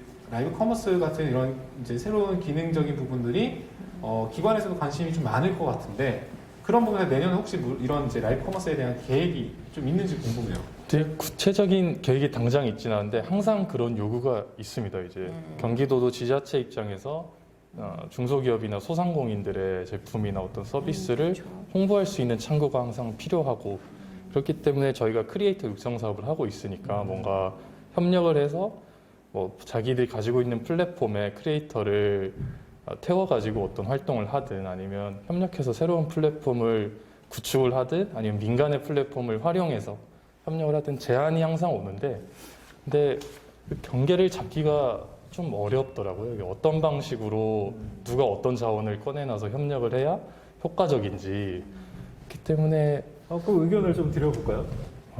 주시죠. 그러니까 지금 저희 그 협회 쪽도 그렇지만 그 관 사이드 쪽하고 이런 커머스 소상공인 연결이나 이제 로컬 쪽을 연결하려는 제안도 많이 오고 최근에 이제 MCN 협회 같은 경우는 저희가 농림부랑 연결을 해가지고 아까 말씀하셨던 지역에서 농산물 하시는 분들이 이제는 스마트폰만 있으면 이제 방송을 할 수가 있기 때문에 사실 이런 부분에 대한 교육이나 이제 체계를 만들려고 노력을 해요. 아까 말씀한 것처럼 이런 사례도 예를 들 수가 있을 것 같습니다. 최근에 이제 경기도 같은 경우에는 공공배달앱을 지금 진행을 하시잖아요. 네. 공공배달앱을 진행하고 한 4천여 개 이상의 이제 저희가 소상공인들이 가입하셔서 배달 서비스를 하시지 않습니까?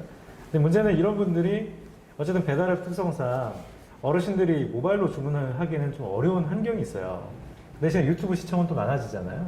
그래서 저희는 이제 그런 형태일 때 아까처럼 이제 관에서 이제 공공 사이트에서 육성된 어떤 창작자들이나 아니면 사회적 가치를 좀 생각하시는 이런 크리에이터분을 활용을 하셔서 어떤 소상공인 매장에서 직접 뭐 개점을 하면 연예인들 와서 이제 물건 파는 곳들 있지 않습니까? 여러분들이라도 해서 조금 시너지를 날 수 있는 사례는 디테일하게 좀 많이 있다고 보여져요. 네, 그래서 마침 저희 랜서니크 행사에서도 마켓 경기와 연계해서 짧은 라이브 커머스가 하나 진행되는데 네, 그거 많이 관심 가져주시고요.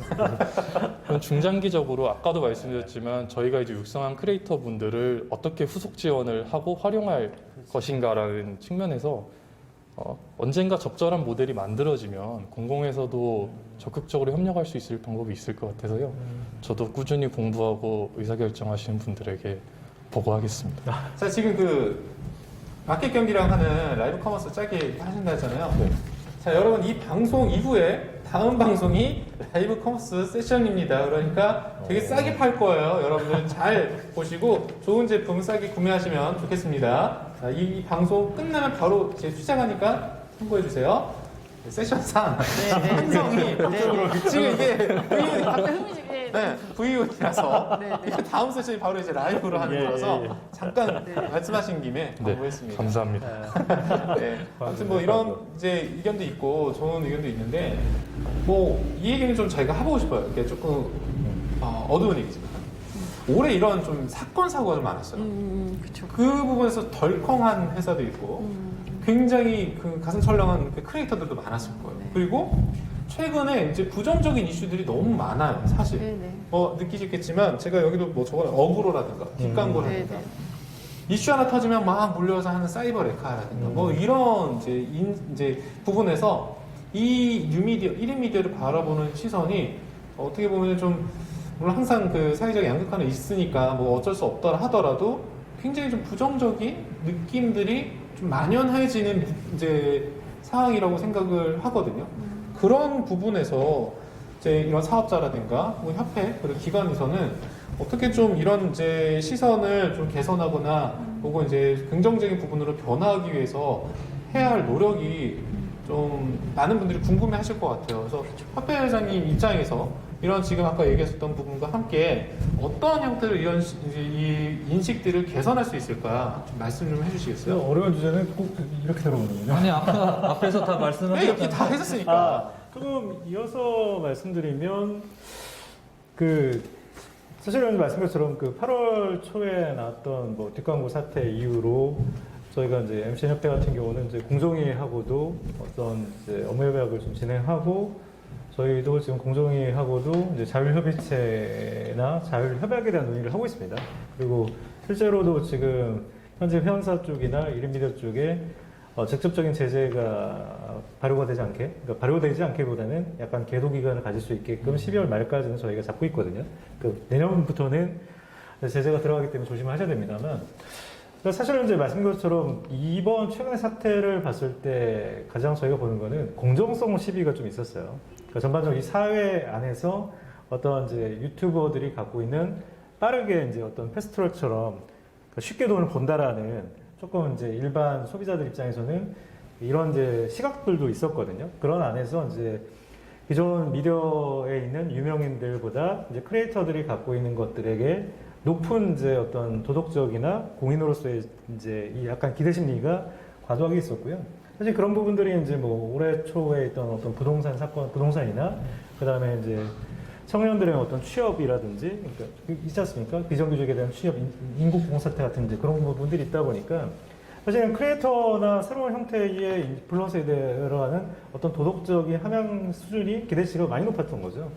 물론 이제 처음에 이런 것들이 뒷광고 같은 경우가 이제 기성 연예인들이 오셔서 하면서 자연스럽게 방송에서 했던 것들을 그대로 유튜브 안에서도 했었기 때문에 라고 해도 크리에이터 산업, 크리에이터 관련된 쪽들이나 어떤 MCN 쪽에서 영향이 있었던 건 사실입니다.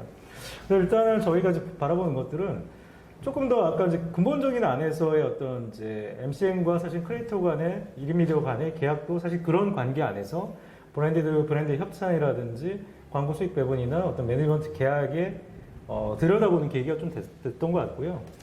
이후에 대한 부분들이 사실 이런 부분 때문에 어떤 MCN 산업 자체에 대한 뭐 위기론이라든지 역할론에 대한 부분들이 좀 있었던 것도 사실이고요.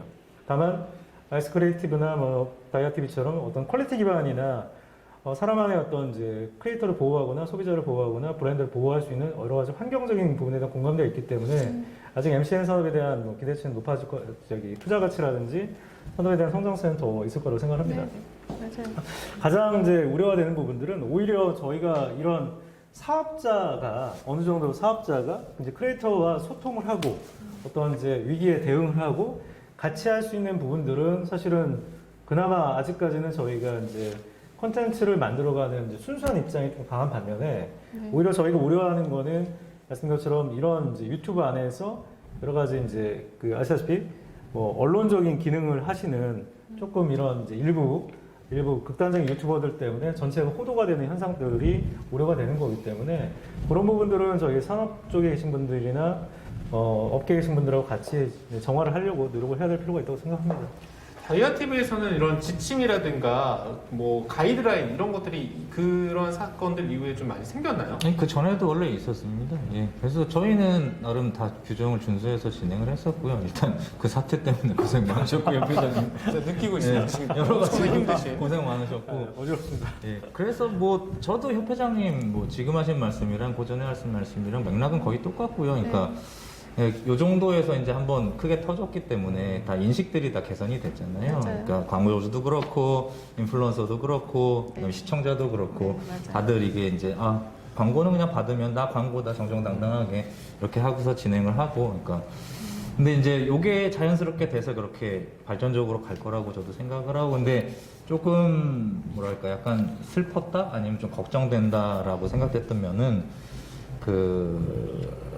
그러니까 유튜버, 그다음에 인플루언서를 바라보는 시각이 제가 크게 두 가지인 것 같은데 말씀하셨지만 쉽게 돈 번다 쉽지 않거든요. 그렇죠. 쉽지 않죠. 어려워요. 되게 어려워요. 유튜브로 돈을 버는 사람들은 되게 대단해 옆에서 그럼요. 보면. 예.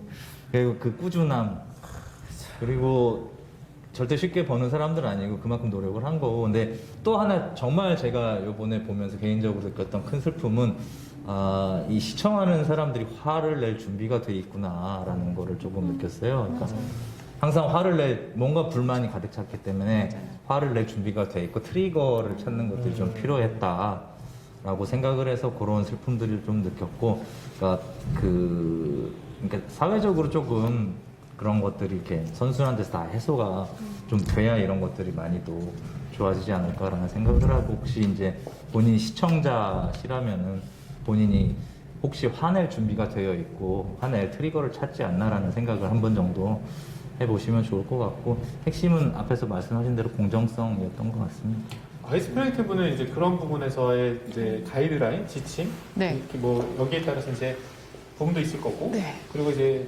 업계에서 오랫동안 계셨던 입장에서 이런 이제 부분들을 개선하기 위해서는 좀 어떤 준비가 필요하고 어떻게 이제 해야 하는가 좀 의견을 듣고 싶어요. 네, 우선 이제 저희도 그런 이제 광고 관련해서 고지하고 이런 가이드라인은 그 당시에 이제 최선을 다해서 적용을 해왔었고, 당연히 이제 뷰티 쪽은 그게 안착이 되어 있어요. 항상 여기는 어떤 브랜드의 광고 내지는 PPL이 포함되어 있습니다. 이런 것들을 정말 대부분 커뮤니케이션 다 해오긴 했었거든요. 근데 이제 이게 그만 좀 되게 동의하는 게, 보는 사람 입장에서는 내 마음을 다해서 진짜 믿었던 그 얘기했던 그 진정성이라는 거를 온전히 믿고 신뢰하고 컨텐츠를 봐왔고, 그걸 토대로 어쨌든 크리에이터들이 계속 비즈니스로 성장할 수 있었기 때문에 배신감 같은 걸 느꼈던 거고, 근데 그전에도 샤이한 유저들이 있었지만 이번에는 그 트리거를 통해서 빅 광고라는 이 확실한 어떤 팩트가 트리거가 돼서 이제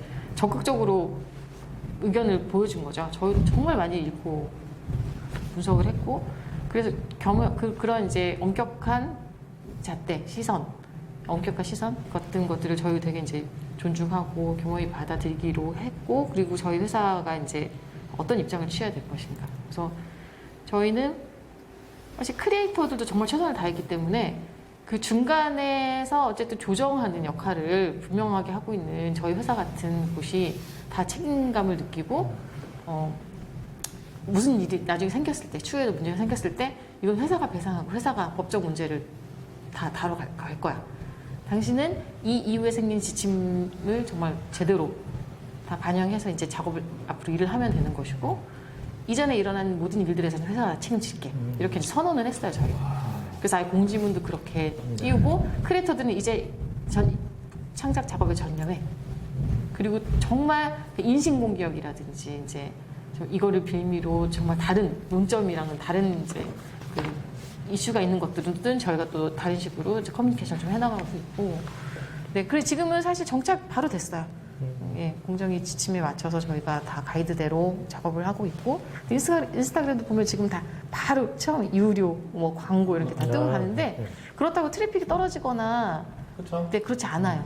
투명하게 생각하고 있고 솔직하다고 느끼고 있고, 그래서 그런 이제 소비 패턴, 수용도가 이제 계속 정착이 되면, 네, 저는 예, 별 문제 없다고 지금 보고 있고요. 저도 이제 느끼지만 저는 이번이 어쨌든 한 번쯤 일어날 수 있는 일이라고 네네. 생각을 했고, 이를 계기로 해서 앞으로는 뭐 정말 대놓고 얘기할 네네, 수 있는 맞아요. 풍토가 좀 생기지 않을까. 실제로 그게 있죠, 많이 그냥. 네, 그 몇 년 전에 바이럴 막 이슈됐을 때 바이럴 광고 네. 그때 이제 다 숨겨가지고 막 입소문 낸다. 아이고 광고였네? 아 뭐야 이렇게 했었던 그런 사례도 있었잖아요. 그렇죠. 근데 이제는 대놓고 그냥 이거 광고예요. 그냥 정보예요. 그렇죠. 보시고 사고 싶으면은 사시고. 맞아요. 이런 부분이 이제 강화되면은 진짜 네. 소비 지향적인 부분에서 어느 정도 이제 분위기가 만들어지지 않을까. 맞아요. 뭐 이런 생각도 해봅니다. 맞아요. 그런 기회 실제로 보면 이제 그 진정성 때문에 오래 알았던 브랜드가 아니면 사실 이런 콜라보를 하기가 쉽지 않은데, 오히려 이건 신생 브랜드고, 그래서 내가 이번 광고를 계기로 써보니까 이런 점이 좋더라. 이렇게 이제 또 명분이 되게 진짜 정말로 나오더라고요. 그래서 그런 사례들도 오히려 생기고 그렇습니다. 기관도 지금 뭐 그런 가이드 굉장히 까다롭게 지금 지침이라든가 그렇죠. 준비가 되어 있잖아요. 어떤 부분에서 지금 준비를 하고 있고 그리고 산업적으로 이런 부분들을 발전시키기 위해서 기관이 어떤 노력을 하는지도 좀 얘기해 주시면 좋을 것 같아요. 그래서 저희가 콘텐츠 진흥 기관 입장에서 저 뒷광고 사태 터졌을 때 저도 밤잠 못 자고 하나하나 다 봤습니다. 왜냐하면 저희는 공공의 자원을 투입하는 입장에서 항상 감시받는 입장이고 특히 유튜브 분야는 이렇게 정립되거나 정착된 분야가 아니니까 항상 전혀 예상 못했던 데서 사건 사고나 논란이 생기거든요. 그래서 저희 같은 경우에는 일단 어떤 교육생이나 지원자를 선정하는 과정에서 일단 유심히 그런 역량을 평가 심사를 하고요. 그 다음에 제작 지원 사업 예로 들면은 이제 이분들이 올리는 지원작들 영상들을 매일 아침에 모니터링을 합니다. 혹시라도 문제의 소지가 있을지 어떤 실수가 있을지 보고 대처할 수 있는 방안을 미리 좀 고민하고 조율하는 방식으로 항상 그런 케이스들을 바로잡아 나가려고 노력하고 있고요. 그 항상 교육 커리큘럼이나 기회가 있을 때마다 회계사님들이나 법적인 전문가분들 모셔가지고 크리에이터들이 놓치고 실수할 수 있는 점들을 꾸준히 알려드리려고 노력하고 있고요. 그래서 장기적으로는 공공의 입장에서는 이런 뒷광고나 좀 불공정한 좋지 않은 방법을 쓰지 않고도 충분히 좋은 콘텐츠로 성공할 수 있다는 성공 사례를 계속해서 만들어 나가는 게 저희 첫 번째 지향점이고요. 그다음 두 번째로는 아직도 특히 유튜버분들은 개별 플레이하는 경우가 많으니까 정확히 공정위 지침이 뭔지 그래서 어떻게 하면 되는지 그냥 몰라서 못하는 분들도 아직 많거든요. 그래서 그런 사각지대를 충분히 발견하고 지원할 수 있도록 그런 대비책을 만들어 나가는 게 저희 입장에서는 중요하다고 생각합니다. 잠깐 여기서 저희 하솔 매니저님께 좀 그 경권진에게 좀 건의하고 싶은 사안이 좀 있습니다. 그러니까 저희 협회하고 이제 인플루언서 산업협회하고 인터넷 광고재단하고 해서 사실 이번에 공정이랑 진행하면서 그러니까 9월 1일이죠. 9월 1일 날 나왔던 공정위 이제 표기법 관련해서는 일반적인 지침은 사실은 따라야 되는 건데 저희가 이제 공정위 쪽하고 이제 자율협약에 대한 가이드라인을 수립을 합니다. 사실 어떻게 보면은 그 공정위는 이제 관리 감독하는 기관이고 산업 쪽에 있으신 쪽 같은 경우는 사실은 협약 주체는 아니었거든요. 근데 이제 공정 입장에서도 창작자의 어떤 창작에 대한 실험이나 방향들, 예를 들어서 단순하게 광고 표기라는 표현뿐만 아니라 협찬이라든지 뭐 유명인에 대한 범위나 여러 가지 이제 해석에 대한 분분함이 좀 있습니다. 그래서 저희 협회도 공정위랑 해서 이제 자율협약 가이드라인을 추인을 받거든요. 근데 문제는 저희가 협회다 보니까 아무래도 협회이면 협회에 소속된 회원사들이 이제 동참을 하게 되는 거죠. 근데 이제 이 협회에서 나온 가이드라인을 이제 말씀처럼 이제 그 경권위에서 육성된 이제 크리에이터 분들하고도 같이 적용을 받을 수 있게끔 이런 부분을 같이 협약을 하시거나 관계를 맺으시면 좋을 것 같아요. 왜냐면 그런 가이드라인 없이 이게 임의적인 가이드라인 갖고는 이제 좀 한계가 좀 있더라고요. 지자체별로 기관별로 해석을 달리해서 그렇죠, 적용을 그렇죠. 달리하거나 하는 경우가 생기면 오히려 혼란이 커져서 사실 단일 기관이나 뭐 단일 지자체만이 아니라 좀 공통적인 인식을 가지고 공통 가이드라인 적용하는데 하나만 더 말씀드리면 아까 우리 얘기 나왔을 때 공공 MCN 말씀하셨잖아요. 네네. 그러니까 공공 MCN처럼 뭐 지역 화폐를 쓰는 가맹점이나 좋은 의미에서 이제 어떤 소상공인 때문에 도와주는 것들이 있지 않습니까? 사실 그런 콘텐츠에 대해서는 뭐 경권진이 후원하는 케이스에는 광고 표기를 안 해도 되는 걸로 알고 있습니다. 네. 그러니까 그렇기 때문에 이런 부분들이 조금 더 디테일하게 따져볼 필요가 있다라는 거죠. 네. 경권진에서는 저희도 작년에 크리에이터 아카데미 운영사로서 네. 활동을 했는데 교육 커리큘럼 중에는 항시 이런 이제 저작권 외에 이런 이제 가이드라인, 공정위 가이드라인이나 이런 부분들이 알려질 수 있도록 항시 커리큘럼이 좀 더 적용되면 좋겠어요. 작년에 올해 이제 그 성인지 관련해서 네, 맞습니다. 이제 교육은 항상 들어간 것처럼 네. 내년에도 이제 아카데미 사업을 하시니까 네. 이제 이런 이제 지침이 대한 내용들은 필수로 들어갈 수 있는 것이 적용되면 좋지 않을까 생각을 합니다. 네, 알겠습니다. 자, 그래서 저는 이제 여러 가지 오늘 의견을 나눴는데, 일단은 이제 마지막으로 여쭤보고 싶은 게 뭐냐면은, 어쨌든 이제 코로나 이후에서 많은 부분이 변화했어요. 비대면에 대한 이슈, 언택트 뭐 이런 이슈들을 뜨고 지는 사람이 있는가 하면 사실 콘텐츠의 수요는 굉장히 늘었거든요. OTT 이용률도 높아진 것처럼 앞으로 이제 변화가 이제 좀 더 가속화될 거다라고 생각을 하는데, 각계 전문가분들께서 느끼시기에는 이 MCN 산업이 포스트 코로나 시대 이후에 어떤 식으로 변할 것인가, 그것에 대해서 평소에 생각하셨던 것들을 얘기를 하고 한번 마무리를 하도록 하겠습니다. 일단 대표님께서 먼저. 저는 이제 그렇죠. 뭐 시대는 급변하고 저희도 미래를 예측하기 쉽지 않아요. 어떤 산업이 또 성장할 것이고 어떤 사업들이 또 나올지는 예측하기 힘든데, 가장 중요한 건 리더십인 것 같아요. 리더십. 네, 리더십. 그게 브랜드 IP한테도 있는 거고요. 그거는 이제 대소비자 내지는 대대중 관점으로도 예를 들어서 제품은 너무 많이 쏟아지고 있고, 갑자기 온라인으로 주문할 수 있는 거 너무 많아지고 너무 많아지고 있고, 정보도 막 비대면과 관련된 정보도 쏟아지고 있고, 컨텐츠도 쏟아지고 있어요. 길을 못 잡는 사람들이 많을 거예요. 어떻게 가야 내가 좀 더 물론 본인들이 뭐 주도적으로 하는 것도 있지만 대부분은 그 정보를 필터링 해줄 수 있는 그런 장치들이 필요한 거고, 그거를 그럼 누가 어떻게 가지고 갈 것이냐인데, 저는 그 솔루션 중에 중요한 하나가 이제 인플루언서라고 생각하는 거예요. 근데 그 인플루언서는 그러면 어떤 리더십을 가지고 갈 것인지. 그래서 제가 아까 말씀드린 자율성. 굉장히 열려 있어야 돼. 유연해 있어야 되고, 개방적이어야 하고, 같이 일하는 파트너를 신뢰해야 되고. 그러니까 예를 들면 지금은 뭐 다이아TV든 어디든, 자, 우리랑 이거 한번 해볼래요? 라고 제안을 하면 너무 좋습니다. 회사를 믿습니다. 이렇게 돼야 되거든요. 그래서 그런 이제 그 맥락들을 가지고 크리에이터를 관리하는 게 또 저희의 리더십인 거고, 그 저희의 그런 이제 노하우들을 잘 공유하면서 판단을 할 수 있게 만드는 게 또 그런 인플루언서 뭐 브랜드들의 리더십인 거고, 그것만 줏대 있게 잡고 가면 저는 어떤 사업을 해도 재밌게 할 수 있을 것 같아요. 내년 뭐 이후에 코로나 관련해서도 저희 쪽 산업은 그래서 그 결국은 이제 뭐 저희가 얘기하는 MC의 사업하고도 맥이 이제 네. 그런 리더십을 갖고 일관된 이제 아이덴티티가 있다면 어떤 네. 역경에도 지금 즐길 수 있을 것 같아요. 즐기면서 산업은 계속 성장할 네, 거다. 네. 저희 크리에이터들 다 모든 위기는 기회다고 생각해요. 모든 위기. 네. 다이아TV는 이 포스트 코로나 시대에 물론 이제 회사를 대표해서 나오셨지만 팀장님 생각도 좋습니다. 어떻게 바뀌고 어떤 변화가 있을까요?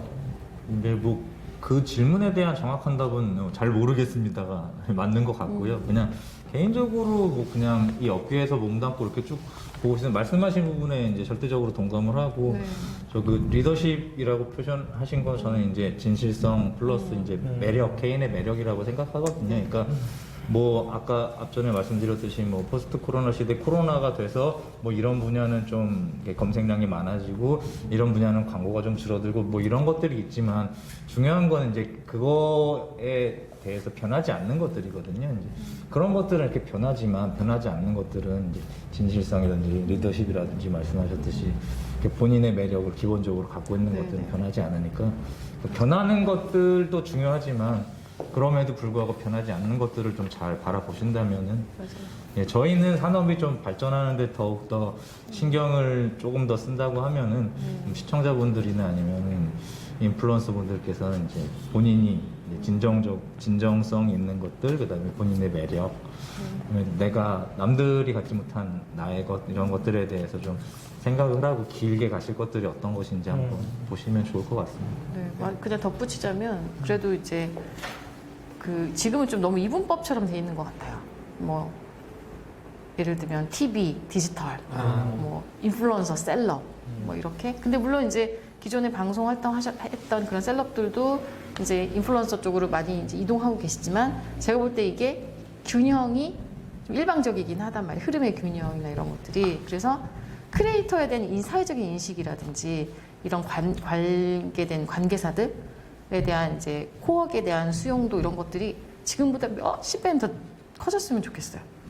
물론 이제 조금씩은 사례가 있거든요. 예를 들어 저희 뭐 크리에이터 새벽도 강호동에 밥심에 나가서 출연해서 예능 게스트로도 나오고 연결이 되고는 있지만 사실은 극소수에 좀 불과하고, 이런 이제 기존에 있었던 편견이 이제 그런 컨텐츠나 미디어들의 이제 적극적인 어떤 사례를 만드는 걸 통해서 일반 대중들도 그들의 이제 격상을 더 높여줄 수 있는 그런 이제 인식이 좀 굉장히 필요할 것 같아요. 저도 딱 드는 생각인데 네. 크로스오버가 더 네, 강화될 네. 것 같아요. 지금 미디어 맞아요. 지금 뭐 위브 보고 얘기하셨지만 레거시에 출연하는 크리에이터 네. 그리고 이제 엔터테인먼트 그러니까 연예인인데 이제 크리에이터로 활동하는 그런 부분에서 부분이 점점 사라지고 있는 게 아닌가. 맞아요. 그러면서 동시에 TV 방송 출연부터 시작해가지고 여러 네. 부분에서 이제 융합되어가는 과정인 것 같아서 네, 맞아요. 저도 굉장히 공감하는 부분입니다. 그쪽 크로스오버도 있고 이제 네. 유튜버 안에서 장르 간에도 계속 그렇죠. 크로스오버가 맞아요, 일어나고요. 맞아요. 그래요. 자, 회장님께서는 이 포스트 코로나 시대 MC에 어떻게 좀 변화나 바뀔 것인지 크게 보시는 게 있을까요? 일단 그 MCN 협회장으로서 사실 올해 한 해 보면서 참 여러모로 좀 송구함을 많이 느낍니다. 저희 회원들도 그렇고 산업에 대한 측면 안에서 최근에 이제 MCN 산업에 대한 여러 가지 뭐 좋은 소식도 있지만 우려했던 이제 지점도 있었기 때문에 너무 지치셨어요. 아 죄송합니다. 오늘 촬영이 길어져가지고 빨리 하시죠. 짧게 말씀드리면 네. 일단은 그 MCN 사업자들의 이제 정말 그 매니지먼트, 그러니까 크리에이터들이나 창작자랑 같이 가는 이제 태도가 지금 네. 중요한 때가 된 것 같아요. 예전 같았으면은 뭐 팀이 몇 팀이다, 누적 조회수가 얼마다 네, 이게 네, 중요한 맞아요. 게 아니고 그렇죠. 말 그대로 진짜 각 팀과의 어떤 릴레이션십이 네. 조금 더 진정성 있게 다가가느냐 이거를 저희가 지금 MCN 사업을 준비를 하시거나 또는 어떤 MCN 회사에 들어가실 때를 네. 선택을 하실 때 그런 고민을 좀 하셨으면 좋겠다는 게 첫 번째고요. 이게 이제 MCN 이제 쪽에는 그런 말씀을 좀 드리고 싶고요. 반대로 저희가 지금 경권진 통해서 이번 방송 보시고 또 이제 1인 미디어 쪽이나 크리에이터를 준비하시는 분들에게 좀 얘기를 드리고 싶은 부분은 조금 더 이제 이 영향력 있는 이제 그 영향력을 받고 있는 그 숫자가 사실은 뭐 구독자 수가 뭐 적든 많든 사실은 팬들이 있다라고 하면 어느 정도 영향력이 있습니다. 이제 사실 공정위에도 그렇게 얘기를 하거든요. 유명인의 범위가 몇 명인가 하고는 상관없이 다 영향력을 줄 수 있으면 다 인플루언서다라고 하는데 제가 드리고 싶은 말씀은 뭐냐면 사회적 문제에 조금 관심을 갖고 동참을 하셨으면 좋겠다는 생각을 해요. 그러니까 어떤 이제 최근에 코로나 같은 사태나 아니면 지역 크리에이터라든지 어떤 사회적 이슈들이 앞으로는 더 많아질 거라는 거죠. 사실 이제 그런 어떤 사회적 목소리 안에서 그러니까 소셜 오블리주라고 하죠. 내가 어느 정도 영향을 갖고 있으면 나도 이 사회 구성원과 이 팬들과 그러니까 일회성으로는 사실 그 진정성이 나오진 않습니다. 근데 어떤 뭐 코로나 관련해서 어떤 동참합시다. 단발성으로 끝나면 그건 하나의 이제 어떤 이미지 메이킹밖에 안 나는데 이런 부분들이 본인의 채널 안에서 일정 부분을 할애를 하셔서 꾸준하게 이제 세상을 건강하게 만드실 수 있는 어떤 행동을 작게라도 하실 수 있는 그런 여유 있는 분들이 좀 되셨으면 좋겠어요. 또 그런 이제 부분을 경포진에서도 조금 더 많이 권장하셨으면 좋겠습니다. 경권진에서는 그러면 이제 마지막으로 이 산업이 어떤 식으로 바뀌고 변화하고 기대하는지 이렇게 해서 좀 얘기를 좀 마무리해 주세요. 우선 산업에 대한 전망은 세 분 전문가분이 해주신 얘기 마음속에 잘 저장을 했고요. 앞으로 사업 만들 때 잘 반영하겠습니다. 그래서 공공 입장에서는 그냥 지속적인 고민이 있을 것 같습니다. 제 개인적인 생각일 수 있지만 공공기관이 해야 되는 일은 이제 업계에서 미싱 링크들, 그러니까 끊어져 있는 곳을 찾아서 공공의 자원을 투입해서 연결하고 해서 자칫하면 생명력을 잃을 수 있는 뭐 산업계나 생태계가 지속 가능할 수 있게 하는 게 주 역할이라고 생각하거든요. 그래서 앞으로 어디가 빈 부분인지 어디가 끊어진 부분인지 계속해서 찾고 거기를 연결해 나가는 방향으로 계속해서 고민하겠습니다. 저는 오늘 너무 좋은 시간이었던 것 같아요. 지금 이렇게까지 고퀄리티의 이야기들이 나올 거라고 물론 기대했지만 그 이상이었던 것 같습니다. 역시 초창기부터 이렇게 꾸준하게 이 산업의 버팀목으로서 대부가 아니십니까? 대부? 데모. 대부 아니십니까? 네, 느끼면서 고인물. 너무 좋은 시간이었던 것 같아요. 그래서 새로운 개념들은 좀 알게 되고 앞으로 좀 지향해야 되는 부분도 시청자 여러분께서 지금 이걸 보시면서 많은 부분들을 좀 느끼시지 않을까라고 생각을 합니다. 저기 추가로 하고 싶은 말 하나 예, 있는데 오늘 좋습니다. 뭐 사실 온 목적 중에 가장 큰 거기도 하고 그 제가 공공 MC에 말씀을 드린 이유가 그러니까 경기 컨텐츠진흥원이 그 하고 계신 것들은 이제 좀 보고 그래서 되게 잘하고 계세요. 제가 볼 때는. 근데 봤을 때 뭐가 아쉬웠냐면은 뭔가 크게 담을 그 굵은 선이 하나가 좀 있으면 좋겠다. 그래서 공공 MCN이라는 개념을 말씀드린 거였거든요. 그러니까 하고 계시는 부분들을 이렇게 다 담아서 좀 많은 사람들이 이렇게 굵은 선을 알아볼 수 있게 만들어 주시면 훨씬 더 좋을 것 같습니다. 그럼 경콘지는 공공 MCN의 선두 주자 뭐 이런 느낌이네요. 저도 끝나는 김에 하나만 더 네네네네, 말씀드려요. 어차피 좋습니다. 편집을 하실 거예요 같아서 저는 그 공공 사이드에서 워낙 그 관 사이드에서 유튜브 채널을 많이 운영하세요. 네. 그러니까 이제 말씀드린 것처럼 각 공공 사이드 경기도에 있는 많은 이제 시군구에서 운영을 하시지 않습니까? 근데 그런 부분들이 이제 아직은 이제 그 교육 없이 일부 일선 홍보 담당자의 어떤 재량으로 진행하신 경우가 많은데 그런 부분들이 경권지 중심이 되셔서 각 경기도 내에 있는 다양한 산하기관과 소통의 주체들을 이런 교육과 사실 산업자들의 어떤 진정성적인 부분이 연결될 수 있게끔 하는 매칭도 자리도 필요할 거라고 생각합니다. 저는 경기도랑 오랜 사업을 같이 해본 입장에서 이렇게 이제 이 콘텐츠 산업에 지대한 관심과 투자를 아끼는 지자체를 사실 많이 보진 못했거든요. 그만큼 되게 관심을 예전부터 가셨고, 그래서 그거에 대한 진정성을 느끼고 있어서 지금 뭐 저도 이제 마지막으로 한마디 하면은 이런 이제 프로그램들이 많아지는 상황에서 아까 얘기했던 부분 중에 그런 이제 편견 없이 다 이제 카테고리 편견 없이 이렇게 다 받아주시는 부분들을 끝까지 잘 유지해주시면 좋지 않을까. 그래서 아까 공공 MCN이라는 개념도 얘기를 하셨고, 저도 그거에 대해서 사실 기업 사이드에서 수익이나 매출 이런 자본주의적인 관점으로 하지 못하는 부분들은 기관도 충분히 담당을 해야 된다고 생각을 하거든요. 그래서 오늘 이런 이제 논의가 좀 더 건강한 이제 MCN 사회나 콘텐츠 사회로 이루어지는 거를 좀 기대를 해보겠습니다. 네, 노력하겠습니다. 네. 자, 여러분들 잘 보셨나요? 자, 경기 크리에이터즈 랜서니크 이렇게 이제 전문가분들을 모시고 이야기를 많이 나눴는데요. 정말로 이제 의미 있는 시간이었던 것 같습니다. 사실 이런 세션이나 이런 부분들이 올해 한 해 굉장히 좀 담론이 적었던 것도 사실이어서 이런 내용들이 굉장히 소중하지 않나 생각을 합니다. 그래서 함께 해주신 이제 전문가분들 굉장히 먼 길 오시느라 고생 많으셨는데 정말로 진심으로 감사드리고요. 네, 감사합니다. 네. 그래서 많은 이 시청자분들께서도 보시면서 많은 것 느끼셨으면 좋겠습니다. 자, 그러면은 이제 마지막으로 이렇게 시청해주셔서 감사드리고요. 저희가 방역 지침 다 지켰습니다. 그러니까 마스크 한번 벗고 인사하고 마무리하도록 하겠습니다. 자, 그러면은 인사 한번 할까요? 자, 네. 자, 그러면은 시청해주셔서 감사드립니다.